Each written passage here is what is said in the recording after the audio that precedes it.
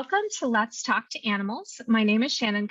I am an animal sensitive and intuitive and an animal Reiki master practitioner with animal love languages. This, for those of you who've been following along for more than an episode or two, of course, is Pearl Cuts, my ever-present 23-year-old feathery sidekick. He never misses an episode, and let's be honest, nobody's tuning in for me, right? So I'm starting to invite some folks in who have more to add to the conversation. You know, I think we've gotten a really good foundation as far as, you know, what is animal communication? How does it work? Who can do it? What does it look, sound, feel like when it's happening? And, you know, how could you take part in some way? But there are so many other resources to really provide your animal or any animal that you're caring for or that you're invested in their wellness and well-being with a holistic quality of life, no matter whether they're very young, they're in early or middle adulthood, or they're making their end of life transition. A huge part of that journey for me personally, I'm just with people wellness, right? Because of course, as we're adventuring along with our animals, we're also learning so much more about how we can also enhance our wellness and our quality of life. I wouldn't say I stumbled upon Reiki, but it definitely found me. And so today, it is my humble honor and my delight to welcome Kathleen Prasad, who has. We were just chatting before we started the podcast. Pearl is turning 23 this year, and it sounds like you've had 23 years of Let Animals Lead, which is your animal Reiki system, not of just working with animals, but also we're going to be talking about how you train others in animal Reiki, and you know, kind of where these different disciplines maybe meet and mingle and can complement one another. So I know you're really going to enjoy this episode. I know I'm really going to enjoy this episode.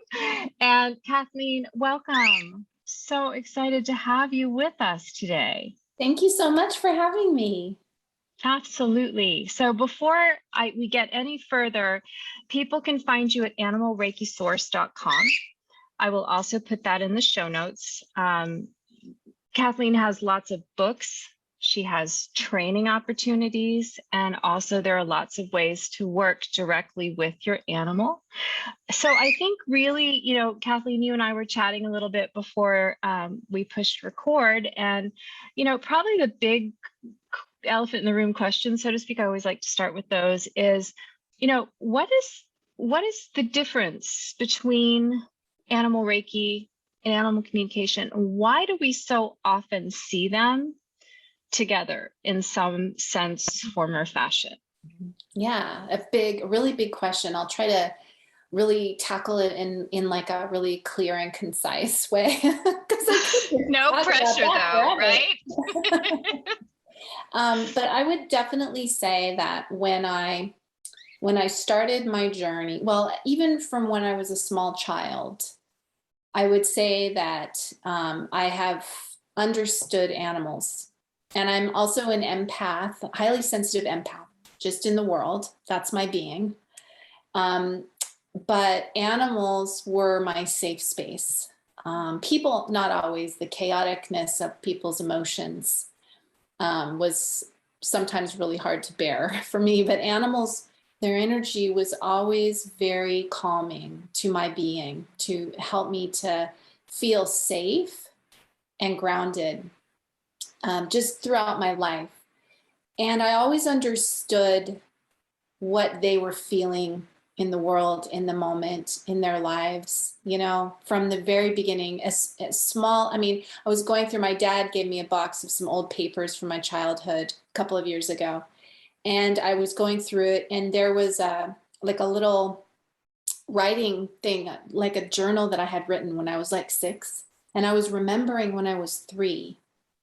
And our cat had kittens, and we had adopted them out. And I was writing about how my cat was so sad and how I stayed with her for the whole day. And I tried to explain to her that her kittens had gone to good homes. But I was like trying so hard to comfort her. And I think at that time, other people in my family were not necessarily aware of this. So it was really coming from me, really understanding their experience and feeling their emotions through me, and so that for me, that's how, animal communication, I guess, for lack of a better term, but that's how it feels, inside of me. And there was like a moment in my young life, when I was about 13, and we had gone on vacation, and we left my cat, my dog, somebody was watching them and feeding them and everything. And she was an outdoor cat. And the next door neighbor ran her over when we were gone. And so she was dead when we came back. And there was a kitten that was really sick. And I don't know, in my neighborhood, there were just a lot of cats having kittens. This is kind of like, my life as a child. It happens, right?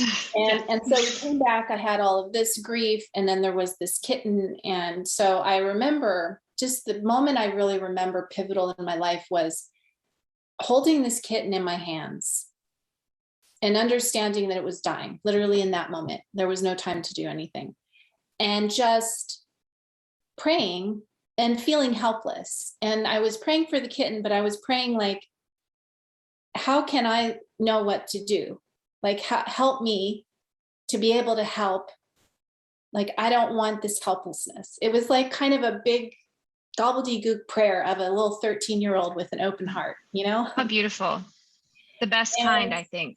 Yeah. And I can really look back now and see that everything in my life led me to be an animal Reiki practitioner teacher, which I am now, creator of the Let Animals Lead method of animal Reiki, devoting my life to this for the last 23 years, starting a nonprofit to help shelter animals with animal Reiki. All of this really was an answer to that prayer. And that's where animal Reiki for me stepped in. So it's like, I can understand and know what animals are feeling, but how can I advocate for them when there's nothing else to do? Like, when either they've passed on, they are passing, the vet says there's nothing to be done, you've tried everything, nothing's working, and then you're out of options. Well, guess what? With animal Reiki, you're never out of options. No.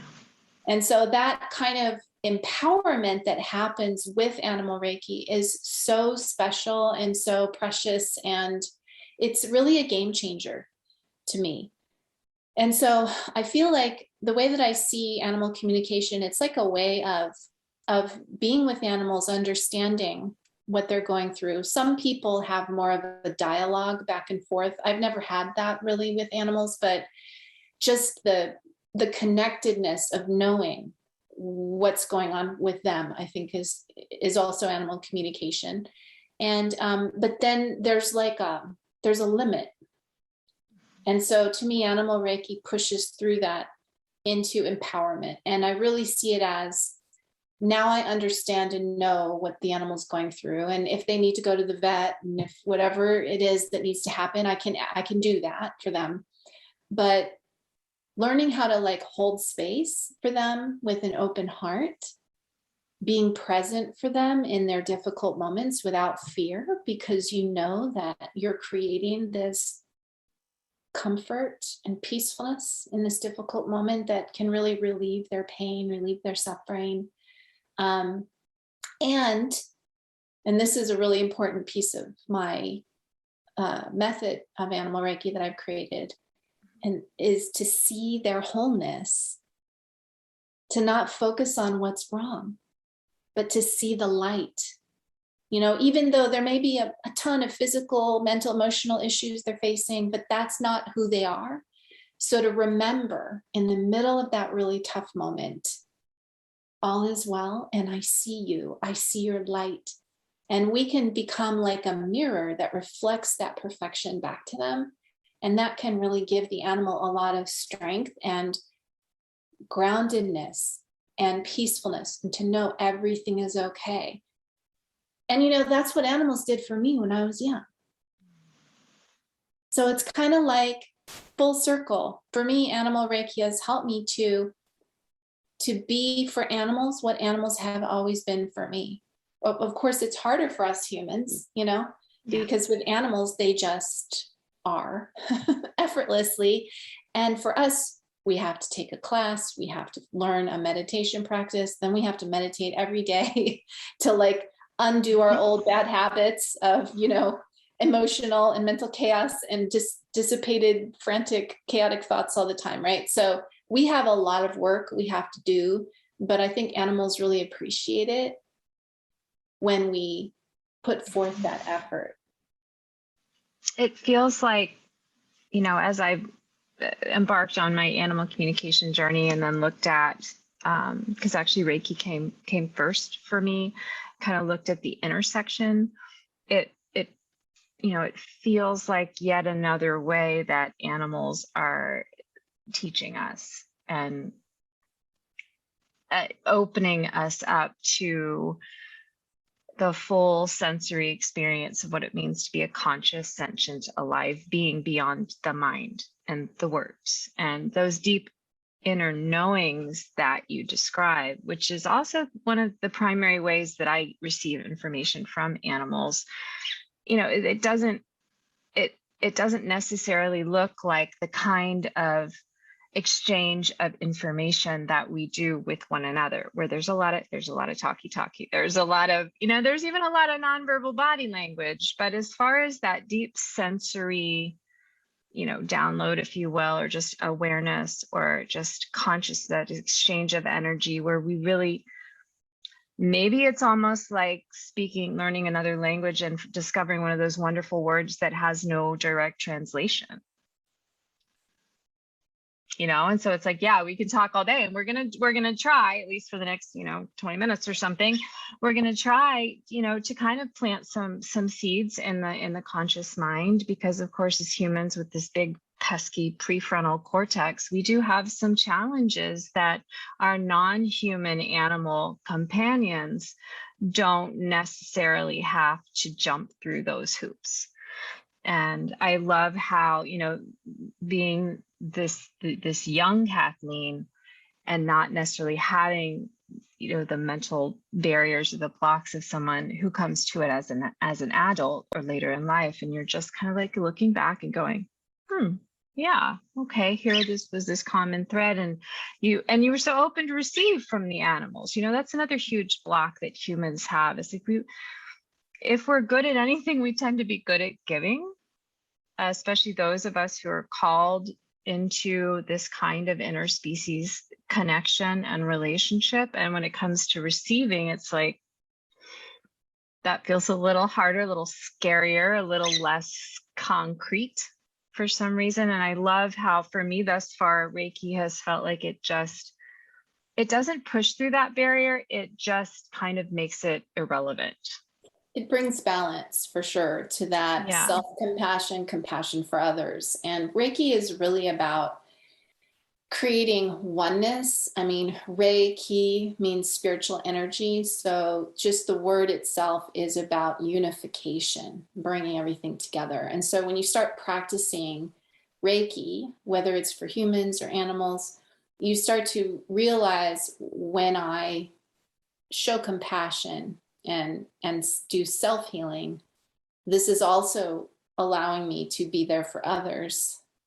And when I give to others, it fills me up so that I can then, be healed myself. I mean, there's like that understanding of how it relates. But like you said, a lot of us are out of balance in that space. And so, I mean, that's another way that Animal Reiki can kind of come in and help you, especially those of us that work with animals, on rescue animals in shelters and sanctuaries. There's a lot of burnout. There's a lot of compassion fatigue. We have to see the worst in humanity through the eyes of the animals we love so much. And so Animal Reiki is a way to bring back that balance, bring back the compassion, and sort of transcend all that yucky stuff with that universal love that it creates. And so I think it's really needed. I mean, that's why I started my nonprofit, Sarah, Shelter Animal Reiki Association, because not only to help the animals in the shelters while they're waiting to get adopted, because, you know, they can be very stressful places, but also for the staff, you know, to be able to offer them, you know, animal Reiki sessions. They would sit in it, they can sit in a chair and the animals can be around them and everybody can just soak up that peacefulness and that compassion, you know, or train them. Hey, do you want to be able to do this?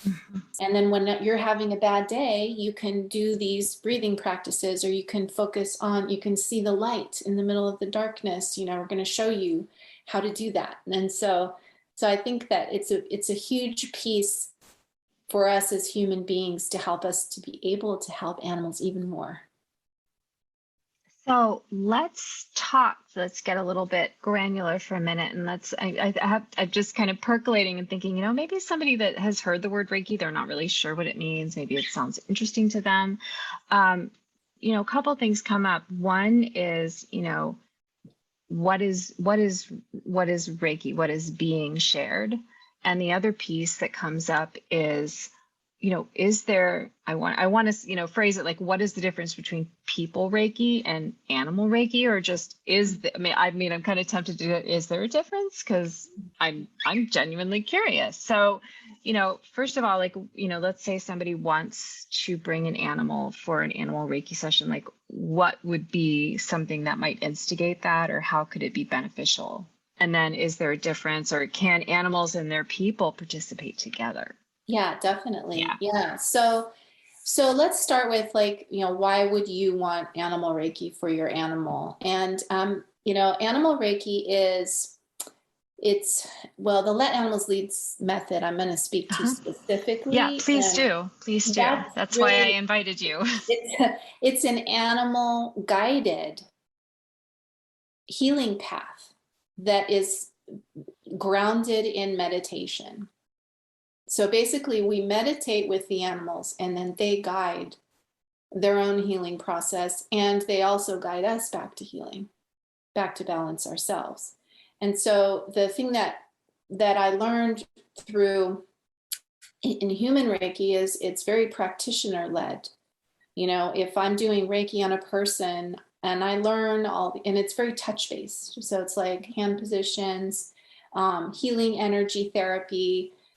You'll often, as a person, lay down on a massage table, then the practitioner does hand positions on different parts of your body. But the result is peacefulness, calm, you know, a deep sense of inner well-being. And that facilitates our own self-healing process. So we see, oh, my cold, that I was coming down with a cold, it got better. Or, oh, I've been really nervous about something and now I'm not, you know, as nervous about it after this Reiki session, and so on. So the result is the same with animals, but just the method is different, because I learned over time, number one, that humans can't really lead Reiki sessions as clients because they're not as sensitive to energy. Energy is like that subtle field around us that we're all kind of made of, and we're like sharing energy fields all the time. Even you and I over Zoom, we're sharing energy. Isn't that amazing? Yeah. And even our viewers, even if they're watching the recording later on, they're in our energetic space that we've created here. So, but this is something that humans don't sense very easily. So the touch provides a touchstone, literally, for us to connect energetically with each other. And the connection in Reiki is ultimately about compassion, loving kindness. That is the ultimate healer. So the touch kind of represents that. So with animals, it's very different. I mean, I didn't realize it was different at first. In the first several years that I was practicing, I was using hand positions and doing all the human way. But I was also working with shelter and sanctuary animals who had had bad experiences with people, and they saw hands as something not good, you know. So Super scary. A Yeah. lot of them didn't want touch because, they'd never known a kind human. Yeah. So I kind of was at a crossroads, and I'm like, well, then I can't do Reiki with them. And then I'm like, well, what if I just change the way that I'm approaching them with Reiki? And a Japanese lineage of Reiki, sort of more traditional spiritual practice of Reiki that some lineages teach, is based primarily in meditation. They still have the hand positions, but the meditation is a central component. And I'm like, I didn't know that at first. And I studied a different type of Reiki, and I learned that. And I was like, oh, well, if I do meditation, I don't have to touch the animal, but will they sense and feel what's happening?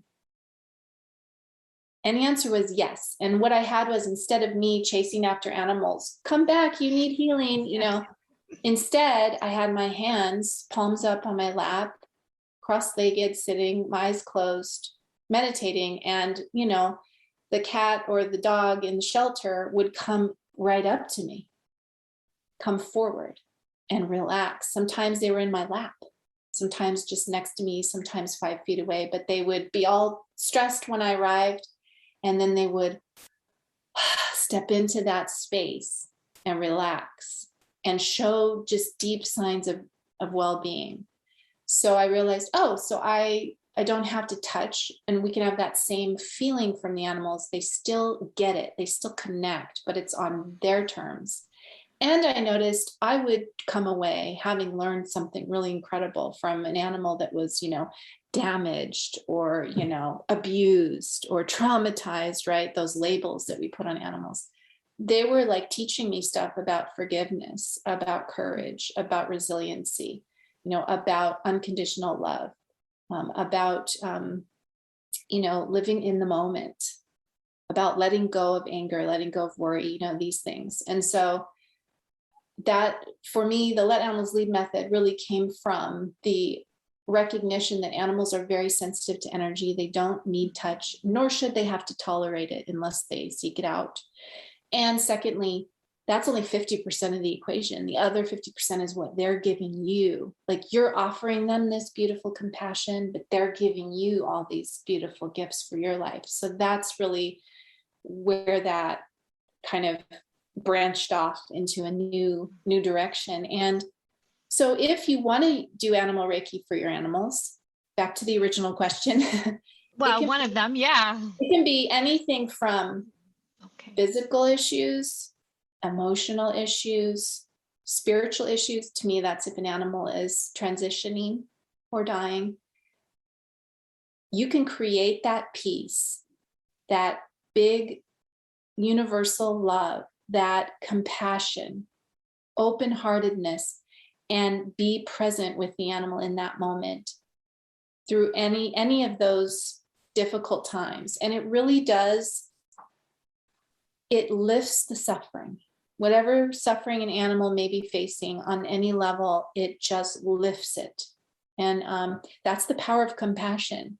So for me, really, animal Reiki, becoming an animal Reiki, a Let Animals Lead animal Reiki practitioner, is about being the best human being that you can be, and really coming into alignment with your soul purpose, which is to help others. And in the case of probably most people watching this podcast, animals, that's like their passion.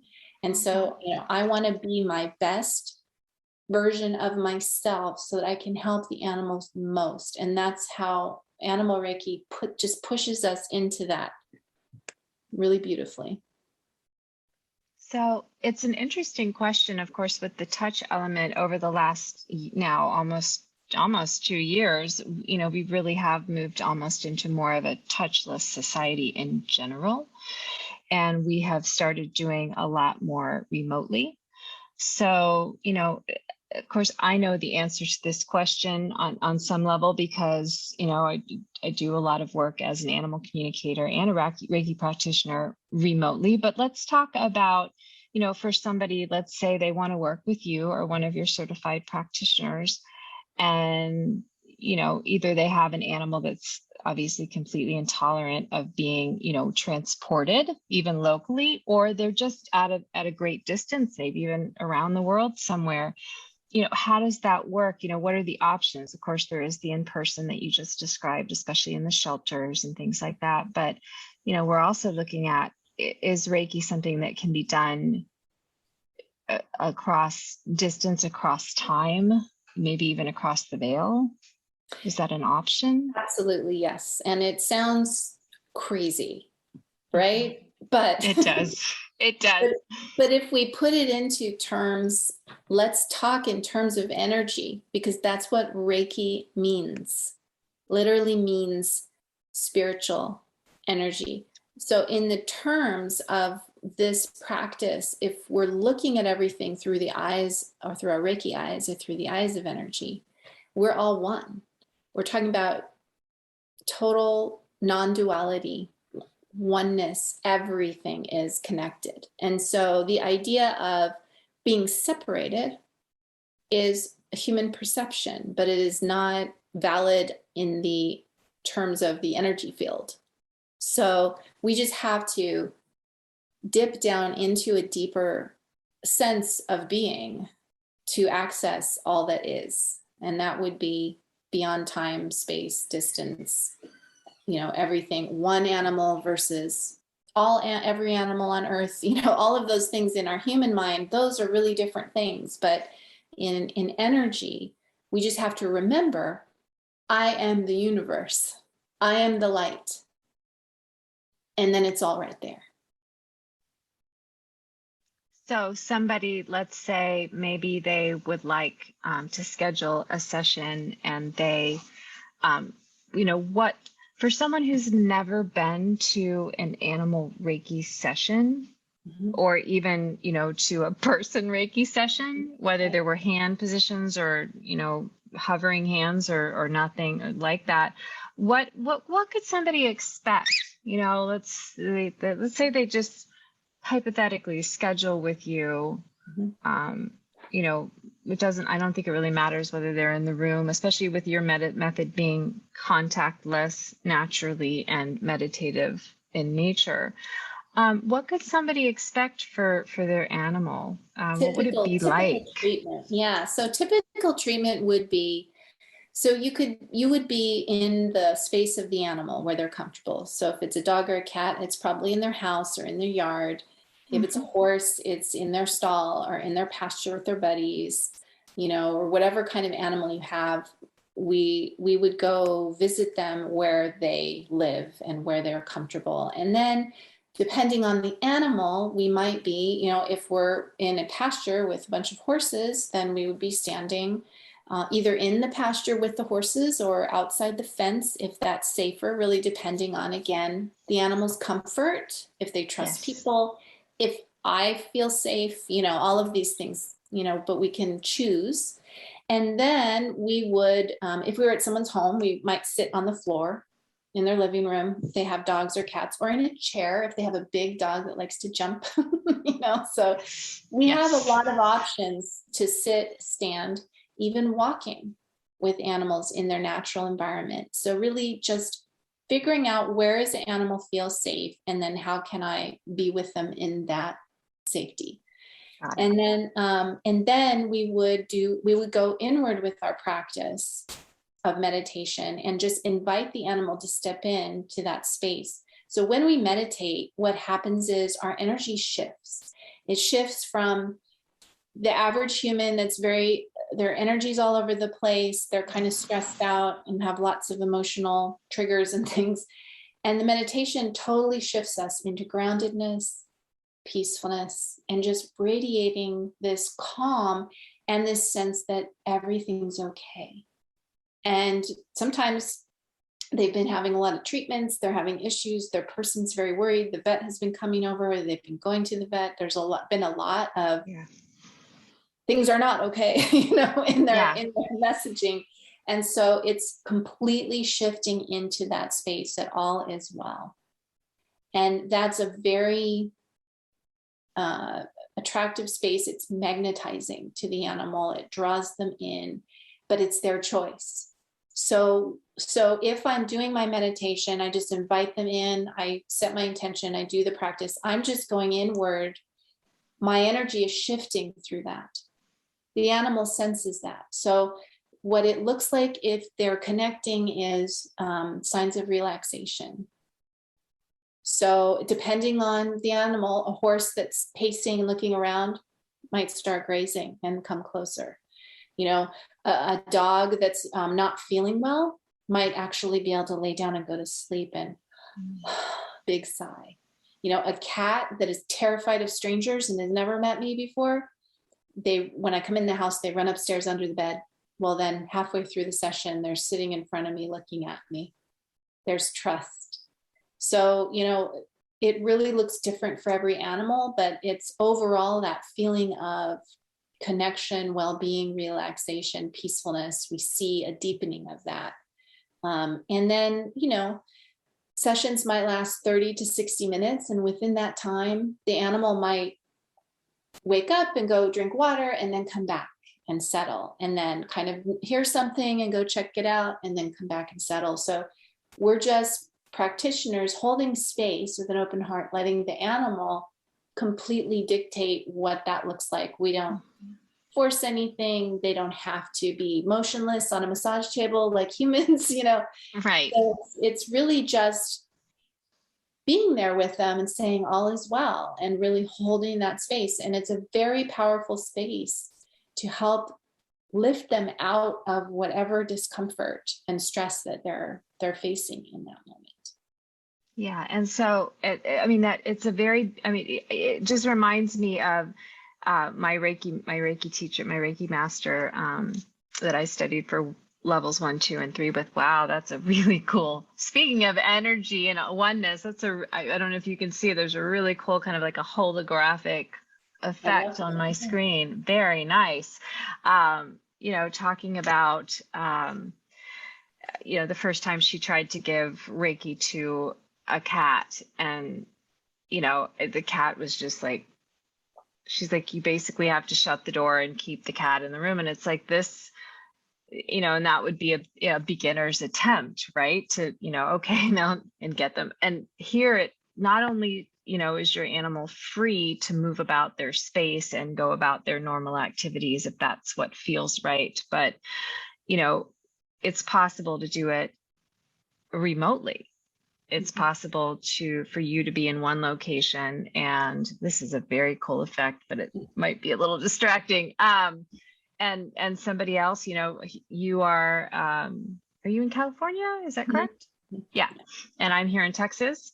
And let's say Mr. Pearl here, I'm not going to disturb, he's very happy on my knee right now. Let's say, okay, here you go. Let's say he wanted Reiki. You could do a session for him remotely. Is that correct? And you could offer, I don't know if you use the word transmit or send or offer or open up. Share the energy. So the only difference would be I would ask you to sit with him and just set your intention to share and support the healing space. And then we would set aside a half an hour time period. And then during that half an hour, I would dedicate my practice to him.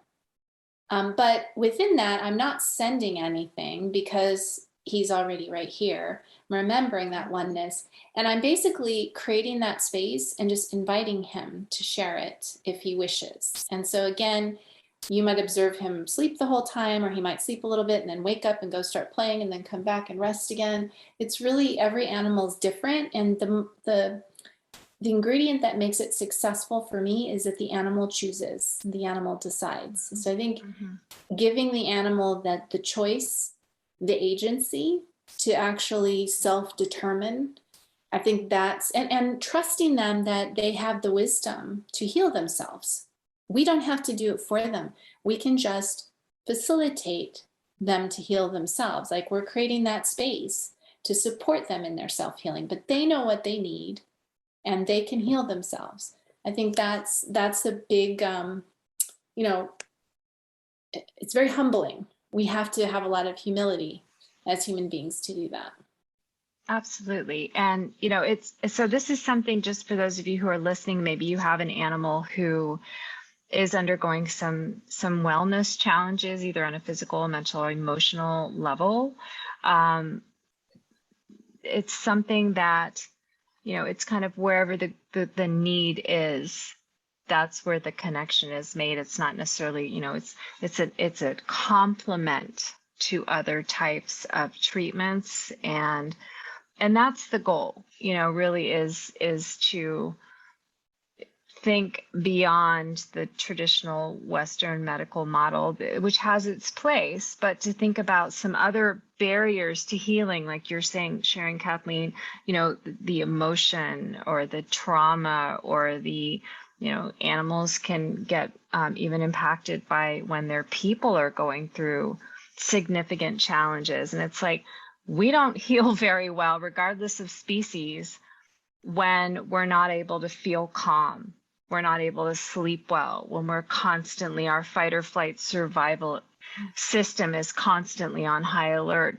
That in and of itself is a major block to healing, no matter what species you are. Before any lasting healing can begin, we have to kind of come back to center and be able to take a breath and just be like, oh, okay, let me just calm down for a minute. Let me just relax for a minute. And if you think about when our animals are sick, we're constantly thinking about what's wrong with them. And you're actually bringing energy to the negative. Yeah. And what happens over time, and you mean well, but you have to give them a bunch of medications, or you have to do a bunch of treatments, or you're taking them back and forth to the vet, or you have to, check this and that all the time, or they can't run around because they're getting, there's all these things we're doing. We start seeing them through different eyes. We start defining them by what's wrong. And that's a very painful feeling for our animals. And so with Animal Reiki, we don't need to know what's wrong. We're not diagnosing anything. This is not a medical treatment. They have their veterinarian, they can do their medical treatments over here. This is about spiritual healing, and your spirit, your inner Reiki, your inner spiritual energy is always perfect. No matter what abuse you've suffered in your life, or an animal has had trauma, or they have cancer, whatever it is, it can't diminish their perfect inner beautiful light. And so our job as an Animal Reiki practitioner is to come in and see that wholeness and hold that sight, because that vibration is big. It is infinite. It reminds the animal that I am the universe. The universe is me. Like, I am bigger than this thing that's holding me, right? This disease or this pain or whatever. I'm much bigger than this. And so, it really transcends what's wrong, on whatever level that it might be. It transcends it. And that's why it feels, personally, when I've done Reiki for myself, it feels like the suffering just loses its grip and its power, and it just lifts you. Reiki just lifts you out of it. It's really amazing.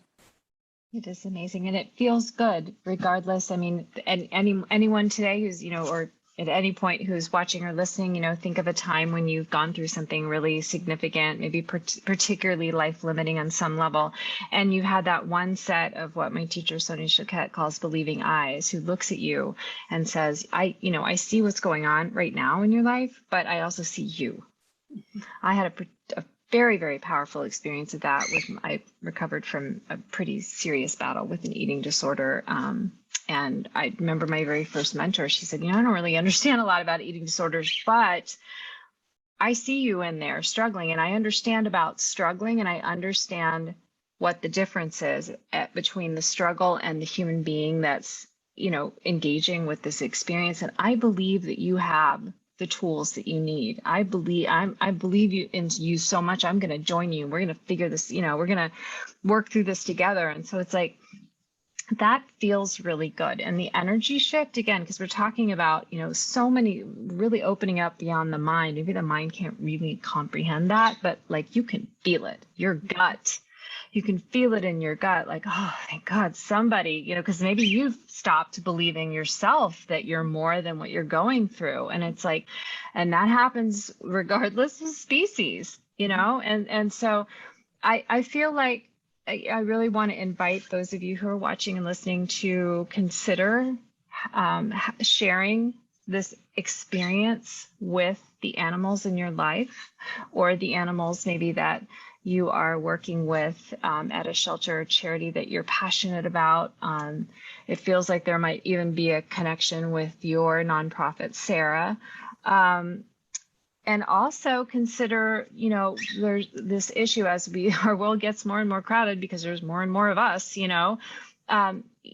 taking this experience of animal Reiki into these spaces that we live in, that we really need to learn how to share them, rather than taking a look at any wild animal that comes through or lives within as a trespasser or a potential danger or a threat or a nuisance or whatever. It's like, how can we bring this experience of oneness, of wholeness, of universality, of being, so much more alike than different?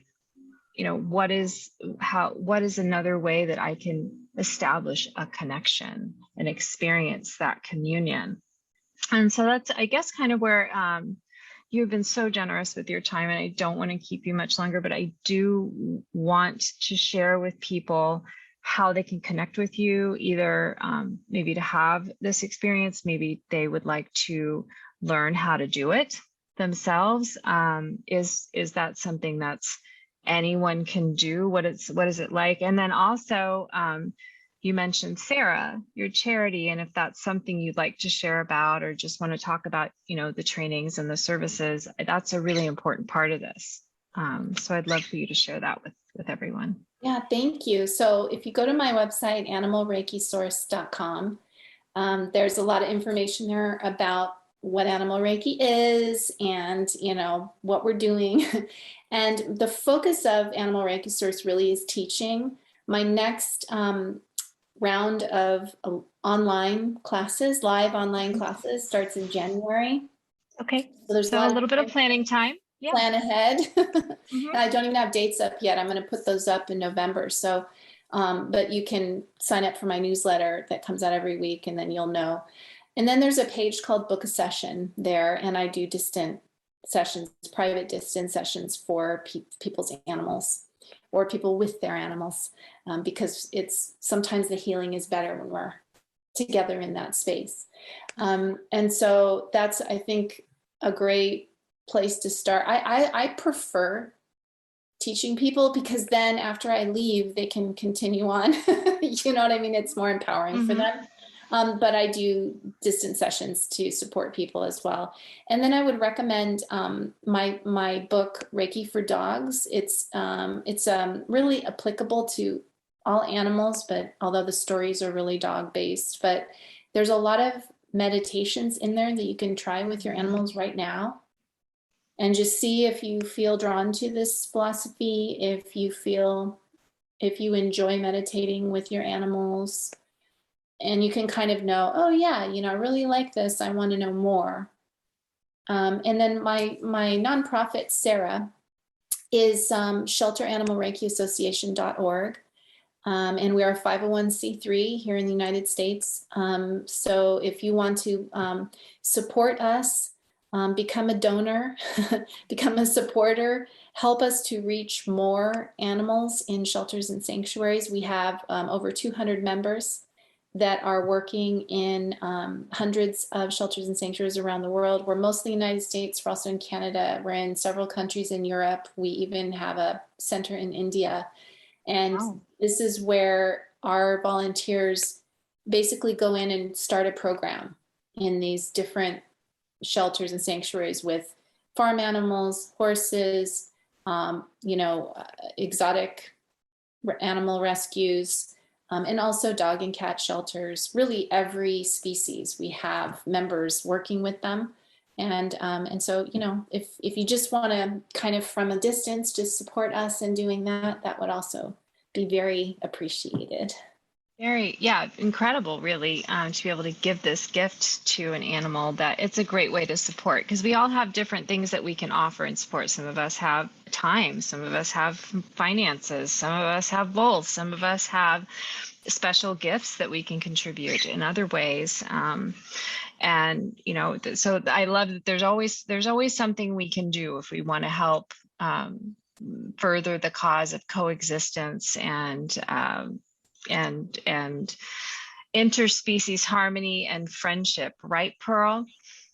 Right, Pearl. And I do want to encourage you, if you've never experienced Reiki, that is the great place to start, because as much as we're talking about it today, and as much as we're doing, our darndest to describe the outcome and the experiences, it's something different to feel it for yourself, and especially to feel it with your animal, because it does bring you closer. There's something very opening. You can tell I don't tend to normally be at a loss for words. I'm like, oh, where's the right word for this? Because if you've been looking for another way to feel close with your animal, especially if you're working with an animal that does have some trauma, or maybe is not as traditionally social as you're used to, this is a great way to build trust. And so if you're thinking about it, if you're interested in it, that is definitely where I would recommend, because that's where I started, right? So I can definitely say I've been there, done that. And it is an experience that you just have to feel it. It really helps to just give yourself the gift of feeling, and think about what we're talking about, It's bigger than words. It's bigger than words. But even if we were to confine ourselves to words, more relaxed, more grounded, more calm, you're going to get good sleep. If you're anything like me, after a Reiki session, you're going to get really good sleep. So just think about that. Definitely, I'm so grateful for your donation of time today, Kathleen. And I've so enjoyed your backdrop during the whole, for those of you who are watching the YouTube and you see this gorgeous elephant and this sky blue background, it's just stunning. And it really kind of evokes a little bit of that feeling, sort of like the holograph that I keep. Yeah. It's not that I want to get away from it, but I'm just kind of like, people are going to get so zenned out. It's kind of like, forget what they're watching. But Kathleen, thank you so much for being with us today. Animal Reiki Source and SARA.org. Is that correct? Sarah.org. Shelter Animal Reiki Association.org. Shelter Animal Reiki Association.org. And I will put that in the show notes as well. And it has been a delight and an honor to talk with you today. Thank you so much. It's been so fun. Thank you so much for having me. Oh, you're welcome. You're welcome. Okay. Bye for now. Bye.